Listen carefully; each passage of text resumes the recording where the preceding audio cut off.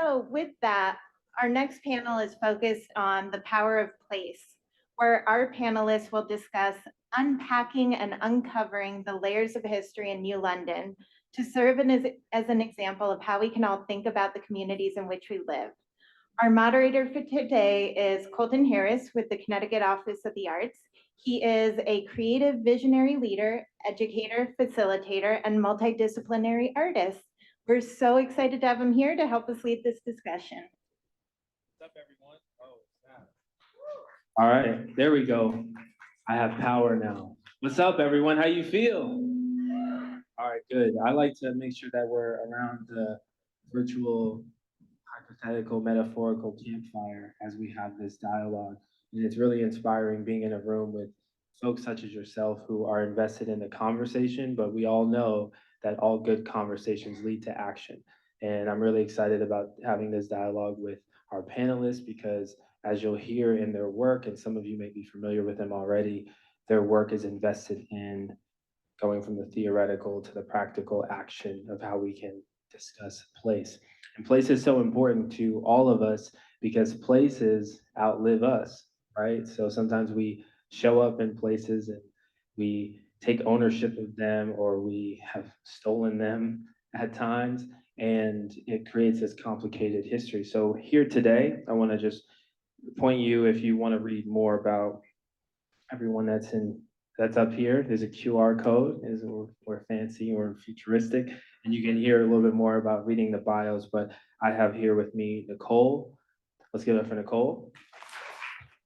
We have Nakai in the middle. Give it up for Nakai. Yeah, celebrating. And then we have Jason. And so part of our conversation is we're talking about the power of place, sacred ground. So the first question that I have is, how is your work invested in telling the complex, multi-layered stories that live in spaces that exist in our communities? Hi, everybody. So I'm Nicole Thomas. I'm from the Hempstead Houses in New London, Connecticut. And I primarily tell the story of Adam Jackson, who was enslaved in our house. And so, by way of telling those stories, we have to really understand and address the things that Adam Jackson would have went through, the place that we're at now. What's interesting about our house is that we actually have something tangible, right? There is a house that has stood there for a period of time. That house was built in 1678 and has a longer foundation. So it's been there. People can come to that space and visit it. So when you think about place, again, having something to touch, because there were lands that were stolen, there were people that were stolen.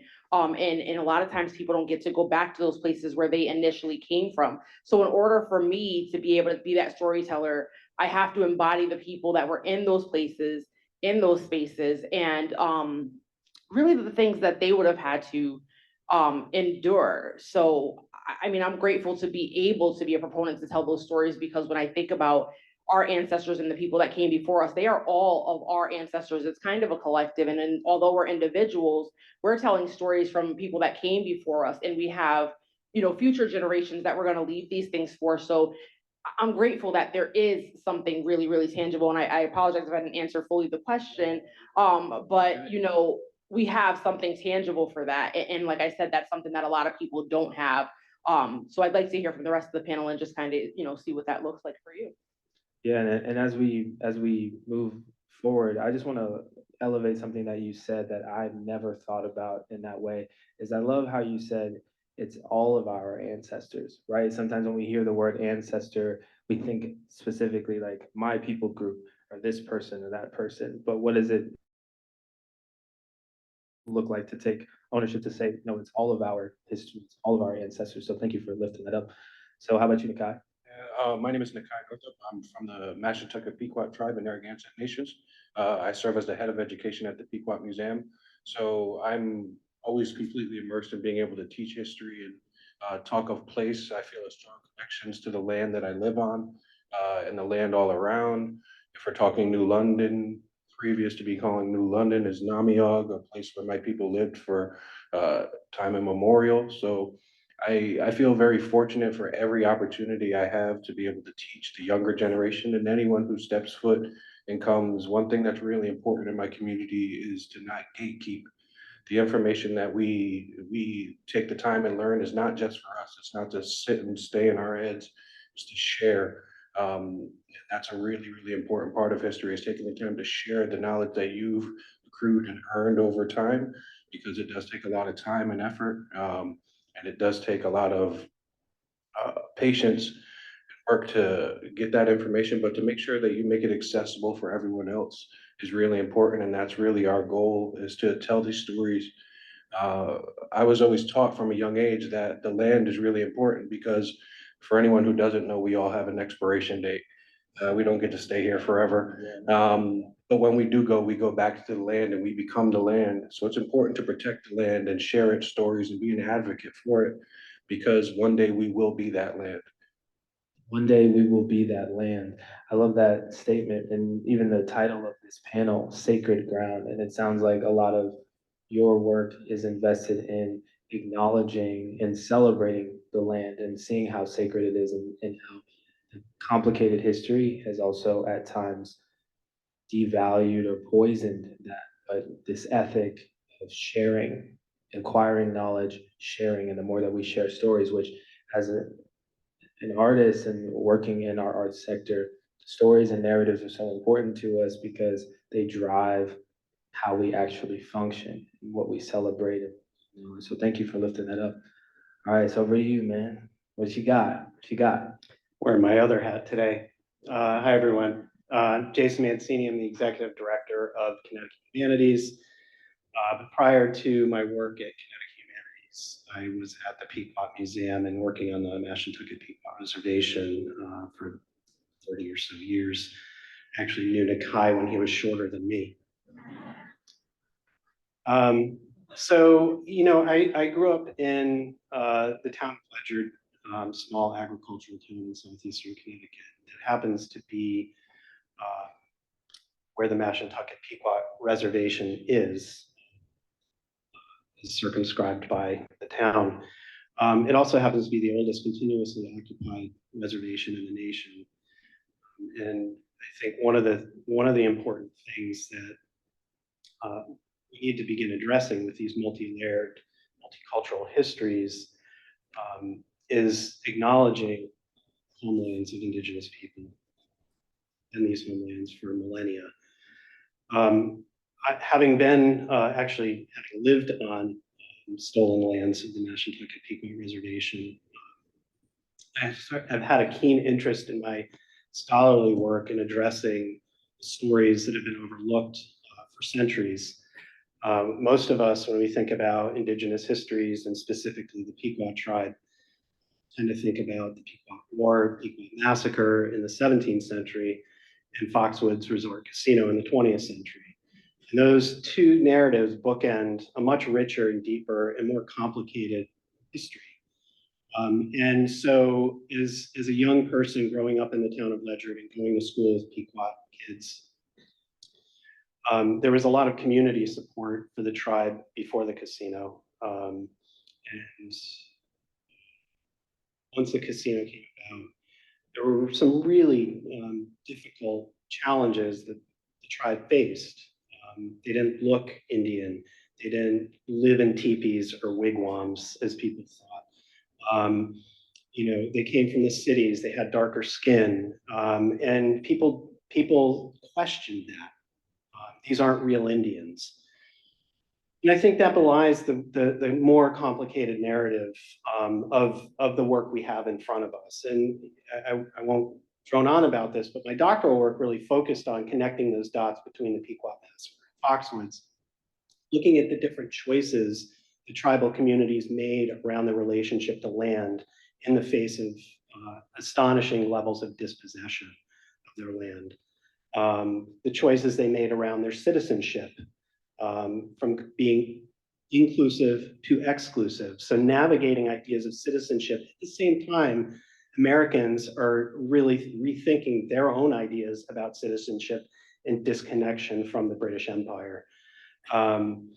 Thinking about labor patterns and mobility, New London becomes very central to that, especially through the maritime industries that are central to the coastal waterways in which indigenous men, African American men, quite frankly, men from around the world found work, moved around the world, made new connections, people came back. New London became one of the most diverse places on the planet in the 19th century.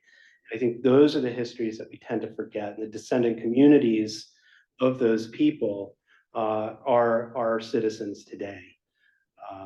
I want to sort of acknowledge that we have a lot of work. The documents are in our repositories. There's much to uncover, and I'll leave it there for further questions. Oh, beautiful. Yeah, and I'm fascinated by this idea of forgotten stories that is kind of a through line in your narrative, and this relationship between forgotten stories, but then also selective retellings, right? What stories do we choose to center into forefront to sometimes get away from the messiness? And that kind of leads me to my next question, which is specifically thinking about, we're talking about New London, which was centered in the opening of this, but thinking about the other places in the state that this is also connected to. You all's work has intersections because you think about these places and there's all of these stories that, in my imagination, are piled up on top of one another. But sometimes they're either erased or hidden, or sometimes seen as so separate that they're never talked about simultaneously as though they weren't happening at the same time. So from your perspective, with the work that you're doing and also these types of conversations and dialogues, how are you reclaiming those lost stories and making sure that they're also told in community and in spaces? So for me, my main proponent when I talk to anybody, when people come to the house and want to learn things, is my aim is to educate, right? So that's what I'm there for. I want people to know that not only are you standing when you come to New London on Hempstead Street, like I said, with that tangible property, that tangible space, but also it's in my bio that I am a co-researcher for New London's Black Heritage Trail that spans more than 300 years, more than 16 sites. We'll be talking about Indigenous history. I mean, it goes all the way down to the fact that the only existing precursor to the Green Book was written on Hempstead Street in New London, Connecticut, and not a lot of people are aware of that history. And so there is that place of erasure where people do try to kind of gloss over it and say, well, these are the things that we're talking about now, but there were so many other things happening. There were, but what we're not going to do is dismiss, dumb down, and erase the people that were here for all of this time. Like Jason said, people did bring up the fact that, oh, the indigenous population didn't look like real Indians. What does that even look like from somebody's perspective, right? There's a place for everybody. There has been for myself and my family. We're primarily from New London, and of course, by way of the slave trade, at some point we came from other places, but I refuse to be erased. I refuse to let anybody else tell the story for me. And in the case of Adam Jackson, who is at the house, and it does have a plaque on the Black Heritage Trail that I created, I can't allow anybody to let his history go either because, I didn't mention the historic document diary that we have on our property that Joshua Hempstead kept for 47 years, and it details in a lot of these stories. The thing that I find the most fascinating about all of that is that while we weren't to be recorded or pulled down and really discussed, we were written down in court documents, historic records, and things like that. And while a lot of us do have a hard time finding our history, a lot of the colonists did things for us that they didn't realize they did. They recorded us inadvertently without even trying to. So we're still there, right? We're documented and our stuff is there. So we can't be distorted. We cannot be erased. And I will go to my grave telling the stories of the people that came before me because you know what they say about the last time your name is spoken on earth. That's when you're forgotten. And we owe it to the people that came before us to keep those things alive, to educate our children, the youth, because we are raising our future. So on a large scale, I show up to work every day and I do the work that I do every day. And I've been doing that stuff for 20+ years because the people that came before me are no longer here to tell those stories. In New London, at the New London County Historical Society, we have almost like what we consider New London, the Black History Bible. It's called Black Roots in Southeastern Connecticut. And if you haven't heard of it, it has, I mean, all the people that these two authors could go through and write down. These records are stored in the City Hall vault. You can go down and look at these things and touch these things. So these people are not really, we are in a different place, but they're not as hidden as they used to be. They are just waiting to be rediscovered. And I think we all have the obligation to put our hands on that because, again, tangible, we can touch that. We have the ability to tell those stories while we're still here. And I think that's something that each of us should get ready to do. No doubt, no doubt.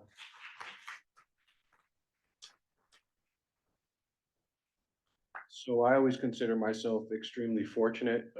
If you guys are familiar with the Treaty of Hartford, the Treaty of Hartford states that my people could no longer speak their language, could no longer call themselves Pequots, could no longer live on their lands. I can do all of those things freely today.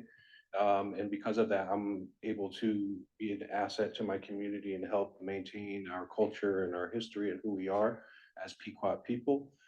We also have a really big shiny building that is 305,000 square feet that allows us an excellent opportunity to tell our story from our point of view. One thing that I'm thankful for the Pequot Museum is that it is such a tool for us. One thing to realize though, it is a colonized tool.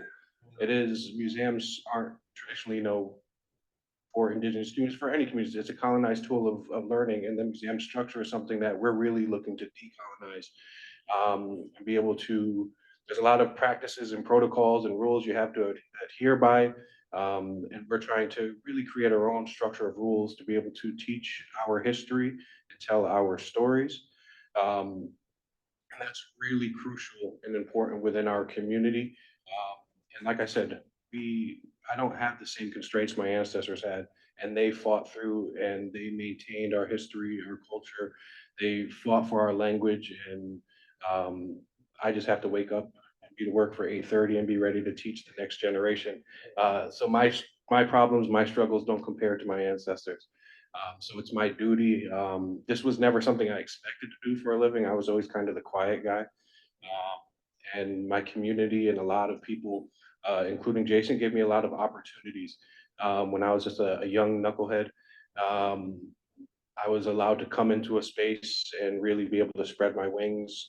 I was included by my community to be a sponge, be a fly on the wall, sit there, listen to these stories, and take the time to learn, because it's not an option. It's never something that we look at and we say we're going to allow erasure to happen to our community. It's not a thought in our head. We want to be undeniable. We want our story to be out there, and we feel that we're getting closer and closer. Right now, currently, the 5 tribes are working on curriculum for the state of Connecticut. With the mandate that passed 2 years ago now. Yeah, 2 years ago now, and it's something that we're kind of taking our time with, but it's getting there, and we're constantly developing new programs at the museum to really share our culture, but also make it accessible for everyone and understandable for everyone. So, like I said, erasure is not an option. It's not something that we'll tolerate.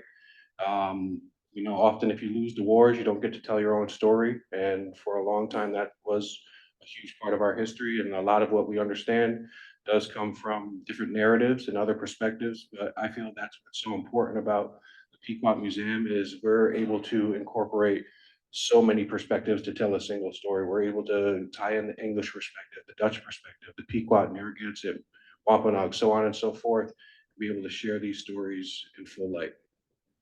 Yeah, and I want to just let's give it up.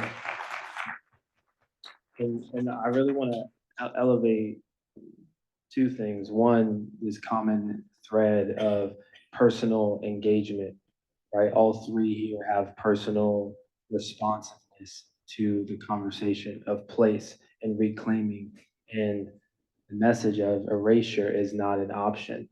And then, Nakai, you said something so genius.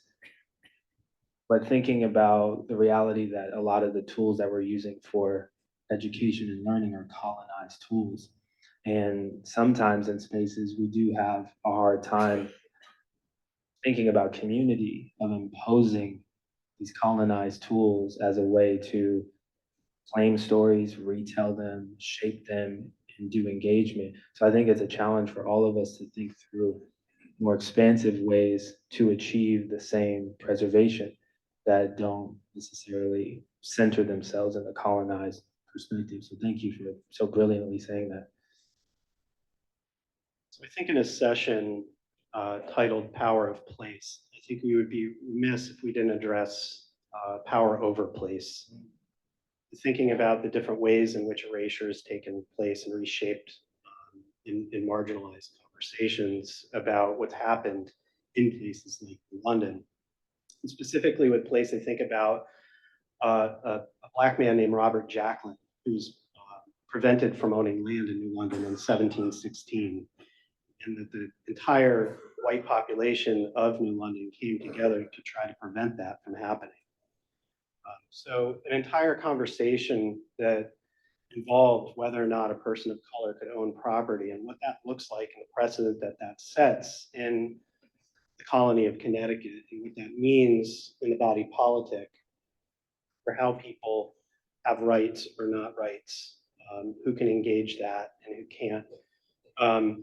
So Robert's story is one that sort of starts a narrative around whether or not people of color can own land, but it doesn't end there. He ended up leaving New London and purchasing land in Western Connecticut. But it does sort of bring about a different kind of ownership. And we tend to think about Indian tribes as only losing land in the settler colonial state. But what we don't hear about is the fact that Indian people are actually acquiring land privately in the quote English manner. They're doing this with their enslaved, Indian women are doing this with their enslaved husbands and creating new kinds of community that are off of the reservations, creating their own power over their own place and their own economies that draw from maritime labor, that develops a familiarity with the ideas of land tenure and ownership in a completely different way that Indigenous people had ever known before. And so we see that type of tenure happening over centuries, familiarity with ownership and enclaves that are forming between the reservations that form the connective tissue of the community, of the region's community of color. So I would invite people to begin exploring land records that involve communities of color. This happens, this is a process that increases across the 18th century. By the mid-19th century, decreases quite rapidly in the antebellum era. And this is when we really begin to see the erasure of people of color from rural spaces and the migration to urban spaces. I think we really need to wrap our heads around what that means and how people are or are not seen in our spaces and in our records. And I also want to just sort of address in this moment another New London story that involves a young Pequot girl named Hannah McCouche, who was born in 1774 to a Pequot mother and, for what records say, an African father. And she was accused of murdering a young white girl in New London. And by 1786, she was executed and remains the youngest person ever executed in the United States. I bring attention to her story because it's one that has been erased until the Pequot Museum started telling it 25 years ago. And I bring that up because her life bookends the American Revolutionary era, and a time period when when this nation, this young nation, is thinking about rights and liberties and so on. And I think about the 3 strikes she had against her from the very beginning. She was female, she was young, and she was of color. And that really sort of set the tone for a new nation and its relationship with people of color. I think that's one that we have to reconcile today as we recover these histories, as we unbury them in the archives, and really reimagine the histories that did happen, and the documents that are going to help us to tell those stories, and the oral histories that are going to enrich them as well. And if you don't mind holding the mic for a second, because I just wanted to ask you a follow-up, and I think everyone can probably speak to this. I think that it doesn't go without asking this question, but when you all are thinking about these stories that are being uncovered, that have been buried, and that have been attempted at being erased, what do you feel like is at stake here?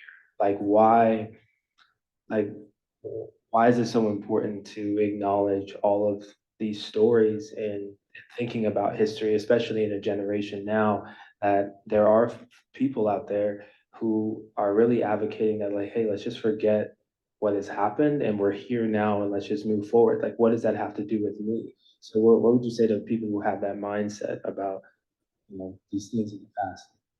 So for me, as a white man standing outside of Indigenous communities, but in the community of color, but in deep relationship with them, recovery of these stories and experiences enrich the histories of communities, and ones that have been so denied for so long, the power and the rights and the sovereignty that go along with those histories.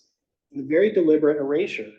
I've been through court records that deny indigeneity. They deny the rights around that.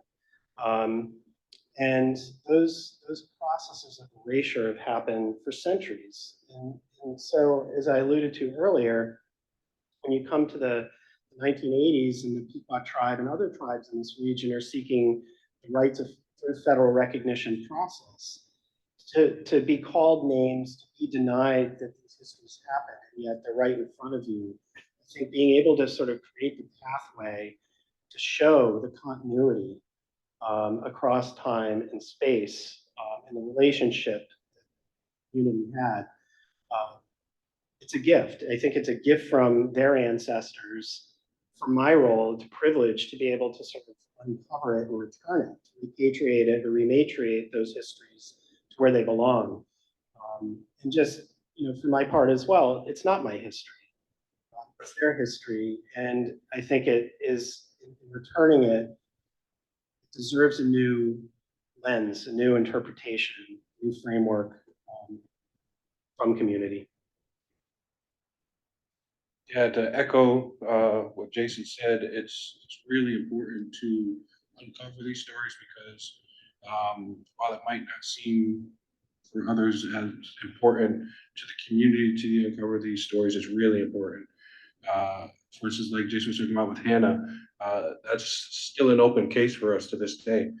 We're still looking for where her remains are to potentially bring her back home to Mashantucket. She was placed in an unmarked grave, and we have no idea where she is. But also to learn from our mistakes. It's incredibly important to look back in history and see where things don't work and don't let them happen again. And that's really important. Our community, speaking on behalf of my community, there's tons of stories and there's tons of histories of our people and our ways of life constantly trying to be destroyed or erased. It started off with warfare, and then it went into court systems and even local papers writing documents. If an older tribal member would pass away, they would put out a headline, "Oh, the last of the Pequots has passed." If you look at census reports, you'll see individuals in their lifetime being identified as colored, half black, white, mulatto, red, Indian, so on and so forth. So paper genocide is a huge thing. And it's something that we still fight with today. Of course, like if you're familiar with like different terms that people identify Pequot people as, or any indigenous person as, it kind of changes every 5 years. There's a new fad. It's Indian, it's American Indian, it's Native American, so on and so forth. But if you look at our legal documents here in the United States, a lot of those documents identify us as American Indians. So why some people might want to get rid of that term because of its its mistaken use. It also holds a lot of weight for a lot of things that are holding a lot of important governmental structures in place for tribal communities. And so for me, my phone got really loud right there. For me, the way I think about this is every day I wake up, I'm still Black. I walk into a room, I'm still Black, and I'm always gonna be proud of that Blackness. I'm always gonna be proud of who I am. And the reason why I identify with those parts of those mistakes is that I think we can all be honest with ourselves. We're still making them. We're still making the mistakes, right? So we're trying to unpack and give those stories the truth and the credit that they properly deserve. Again, these things are written in documents for a reason, so that we are not lost to history. Because and I tell people every time I give a talk or anytime I talk to, big audiences and things of that nature, you might have things sitting in your own family history that you're not even aware of. So the people before you, I myself have made the mistake on several occasions of not talking to the generation before me and getting the proper context of my family's history and our stories.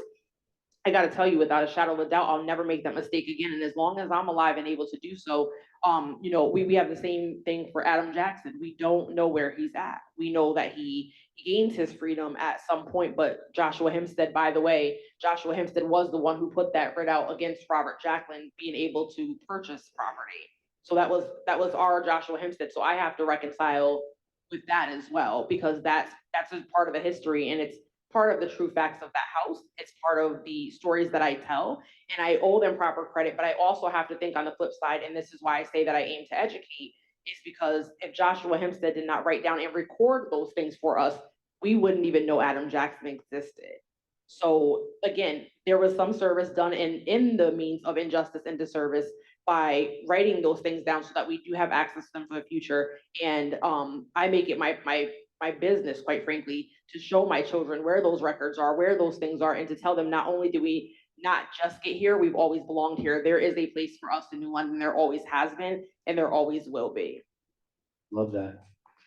Because what you all are also highlighting is that even the session thinking about the power of place. We know that there's literal power in the land, right? And you're talking about you and your community think about honoring the land and cherishing the land, but also as human beings, place and belonging are so critical to our development. So I guess in that way, our now and next generation and everyone here, we need to know these stories to have a more full picture of who we are, the beautiful things that we can celebrate, but also the really ugly things that we can own, we can reshape, and also kind of bring more clarity to who we are. So with that, and we're going to open it up soon to the audience. So I'll ask one more question up here, and then you all can have your go. So we use the word community a lot. And I guess my question with the work that you all are doing and invested in, who do you identify as community, and how are they important in informing how you do what you do? Anyone can start. Yeah, that's a great question. So of course, my sense of community comes from my family, and I'm really fortunate to have an extremely large family in my tribal community. But when you look at it from a traditional point of view, family isn't always blood. That doesn't define family for our people. And you don't have to have Pequot blood to be Pequot. Traditionally, that's just not how it worked. Our communities are all intertwined. Traditionally, of course, it comes to your mother, but also individuals can come into a community and earn the love and admiration from that community and be honored as family or adopted into that community. So I have so much pride in my family and my community, but also the broader community when we're able to have these conversations and build relationships. The core to my people are relationships with ourselves, relationships with our peers, relationships with our friends and family, the land, and our spirituality. So we rely on relationships. So today, as I have the opportunity to sit here and talk to you all, hopefully we're building relationships, and from that, you guys become part of my community. you guys become allies or accomplices to join us in this fight to really spread this history, because that's one of my favorite things is I get to change perspectives, because a lot of times I get young ones that come in and they're making like chicken feather headdresses and all this nonsense and learning about Christopher Columbus and getting all this misinformation. And I get to turn that around. And if I affect just one of them, which usually by the time people leave the museum, they're completely mind blown and they get a whole new perspective. You get college students that come in, they're like, well, everything I learned in elementary, middle school, high school was wrong for the most part. And unfortunately, yes. And that's what happens when you don't have inclusion of communities and going to the primary sources. So being able to transform people into allies and accomplices to join you on your journey. And like I said, that's the goal of me being up here today, is to broaden my community and have more friends and family involved to help share our story, but also maintain our history.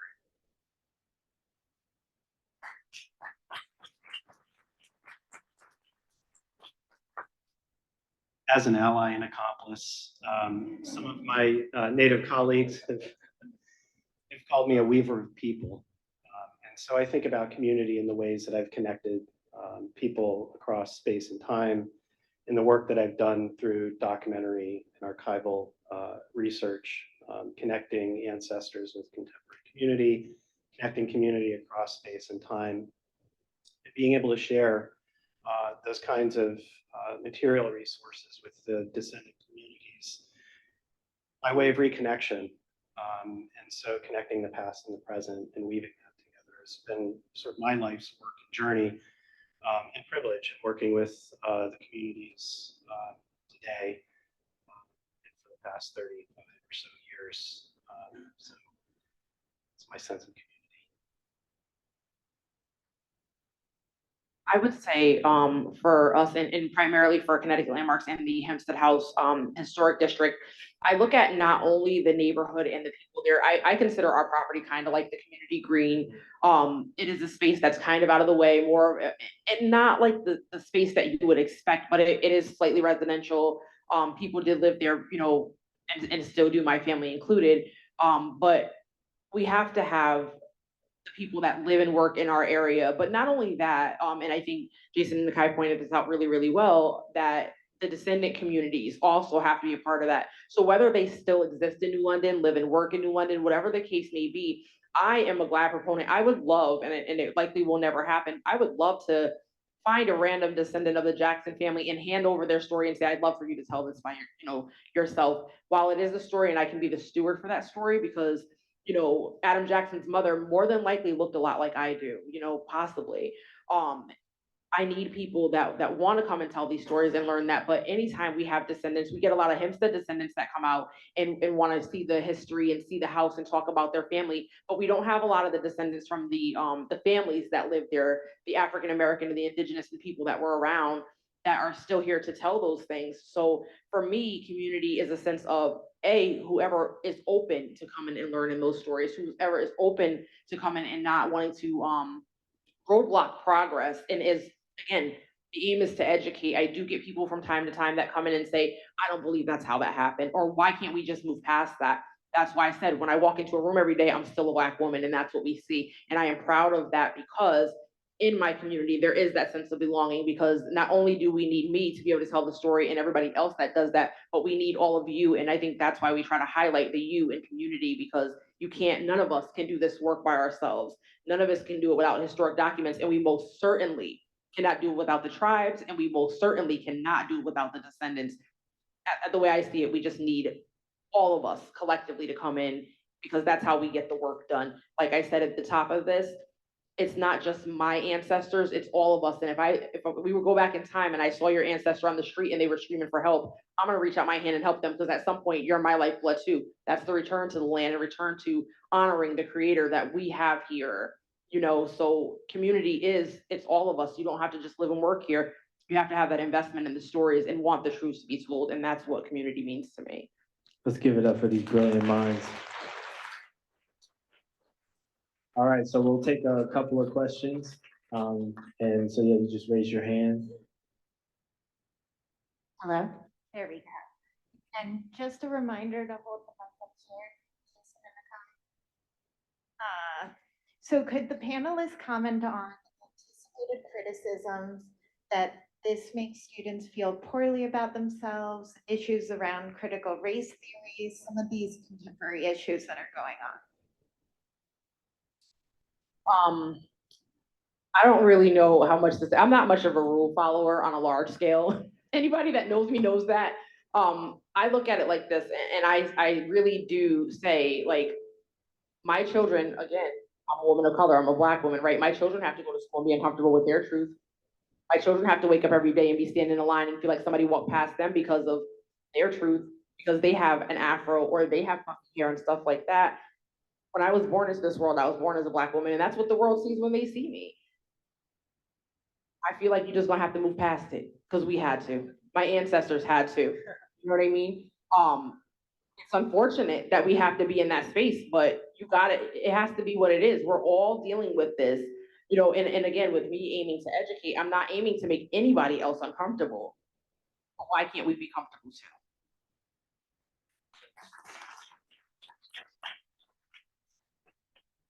Kind of echo that, growing up, I was the very few tribal students in my school district, in my school, growing up being bullied because I had long hair or because I was doing different things and playing sports with other kids and more involved in my culture.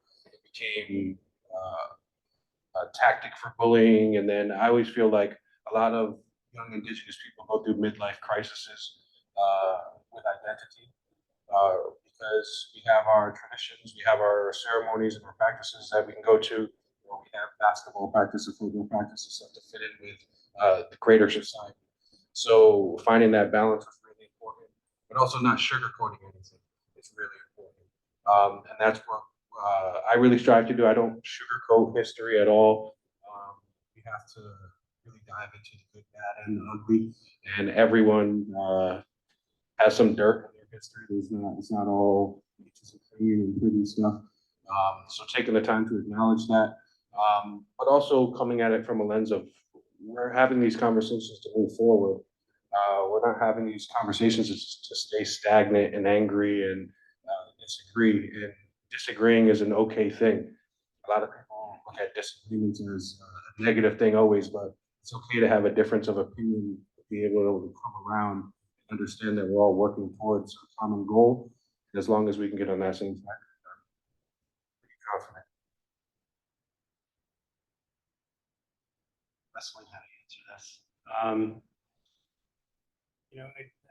I think many conversations with my kids and their generation, they have a pretty good bullshit detector.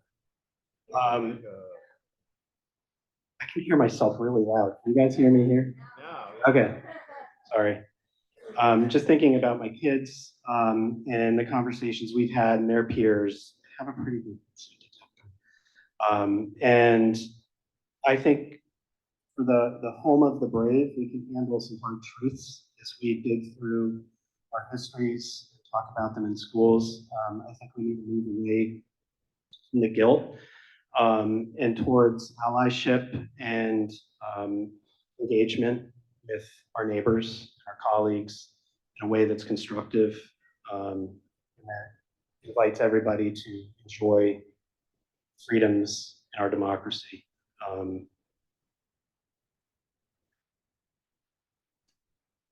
You got another one?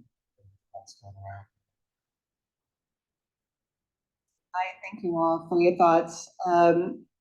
So speaking about recovering of stories, I'm also been thinking about recovering of artifacts and objects from museums in particular that have been improperly obtained or displayed or even hidden in storage. How do you all grapple with museums and your colleagues there for returning or repatriating items? You gotta bring the vibranium back to Wakanda. As a reference, if nobody got it, I love you all anyway. All right, who wants to really answer the question? Yeah, my point of view is kind of I'd say extreme, steep. We should be able to, especially our communities, we have remains and institutions all over the state. We have different artifacts, we have things that belong to the community. NAGPRA, there are new laws in place and things are coming around to allow us to repatriate a lot of things, but there's a lot of stuff that I know specifically my community wants back with our community. And that museum structure that I'm talking about being colonized, is that same structure that sets rules in places that say that they can take care of our objects better than we can. And I don't agree with that. And them to be, Stephen earlier was talking about a wampum belt being in a box in the dark. We view those belts as animate objects, as living beings. We all know what sitting in a dark room for long periods of time does to us and our psyche. So having an understanding that these objects, to most might just look like an object, might just look like a tool or a belt, but to us, it has a really deep meaning and it has an importance to our people.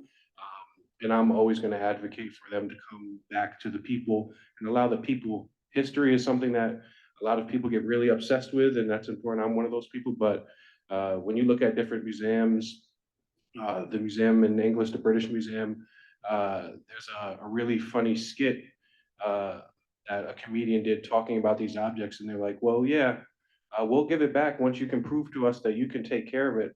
And you can clearly see that we took it from here on your land, from your people, but I really am pro giving stuff back to their communities and allowing them to dictate what they do with their objects. They give me the mic again, right? Listen, if my kids come home with something that doesn't belong to them, what do you tell your children? Give it back. Give it back. Plain and simple. If it's not yours, give it back. They created it, they know how to take care of it, and you have no business telling somebody what they can or can't do with their stuff. That's all I got, y'all. Plain and simple, give it back, that's it. No more. Yeah, don't wait for NAGPRA, give it back. Again, this is a conversation about power, power over things, power over people, power over land. It has a home, it has a place, it has a community. And I'll just take a moment here to talk a little bit about engaging Indigenous communities in this conversation. There are 5 tribes in Connecticut. They're actively navigating many conversations that involve this. Make sure you have them at the table. Relationships take time. The tribes are being overwhelmed with requests. Please be patient. Continue an engagement. It will, again, take time, but that time matters in building relationship. It doesn't happen overnight. So a simple email or a call that doesn't receive a response, don't stop. Keep trying, try to build a relationship. There are museums, there are other public spaces where tribal members will engage the public more actively. Figure out how to build a relationship there. And also, speaking about discomfort, go to the reservations for powwow or socially. Get to know them on their grounds, on their turf. Learn a little bit about them and learn to engage in there. That will go a long way. Yeah, I just want to quickly say, and I know it's a longer conversation, but I think a part of it also is wrestling with a couple of things. One, I don't believe that imposing a fee to enter into certain spaces for folks is really what we want to be doing, if you get what I'm saying. And also just acknowledging that the nuances of these different experiences, that you wake up every day and what are you? Black woman, just understanding the realities that, there's no museum, right? There's no place for certain folks and certain groups of people and histories and erasure of those stories. And that's why it's so critical that it's not like these long, deep roots of history. And so thinking also about artifacts, thinking about spaces, there's a lot of folks in next generation that are actually blatantly, like ignorant to the fact that like, I didn't even know this belonged to me. Have you ever walked into a space and then you were a servant in that space and you're scrubbing the floors and then you find out on your deathbed that actually this was your home that you owned and it was your estate. You know, it's like that's the kind of the reality that some folks are living in. So I think it's a deeper, more nuanced conversation. But as you all were saying, I just wanted to like lift it up as well. So I know lunch is soon, but Yeah, you I want to think do we have another one? time for one more, maybe, probably one more. All right, let's do it. So any advice on dealing with a board or community that is one-dimensional and therefore sees use? Telling the stories of the Black and Brown communities that once lived there because they see them as stories only for those groups who won't see the exhibit anyway.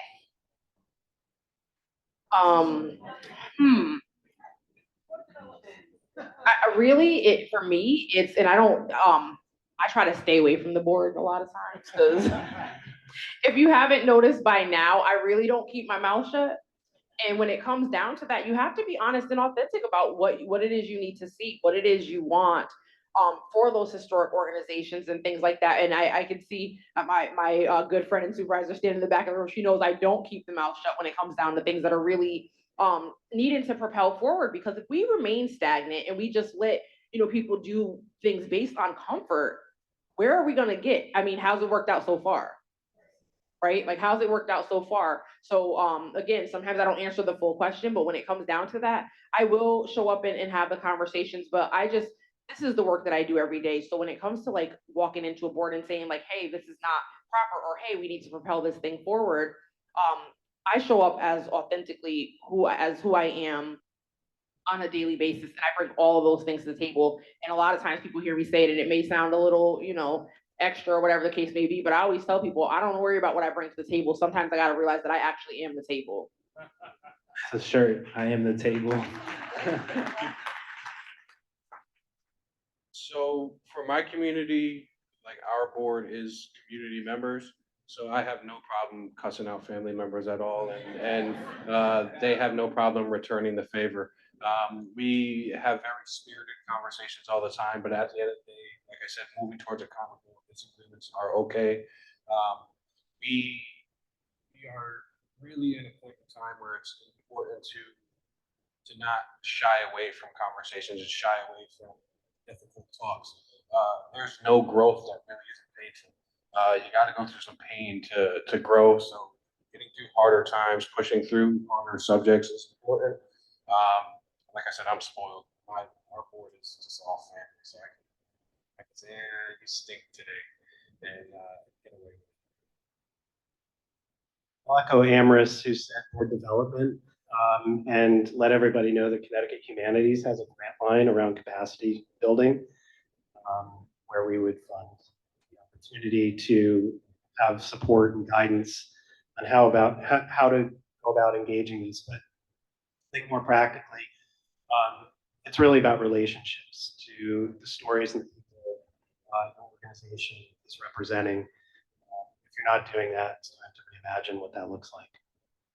I would encourage whoever's question that was, definitely like keep the conversation going, because there's so many dynamics, right? Other questions that I know I have about why the circumstance and situation.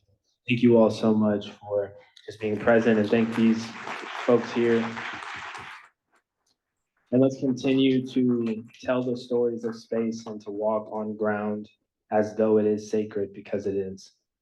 Enjoy your lunch.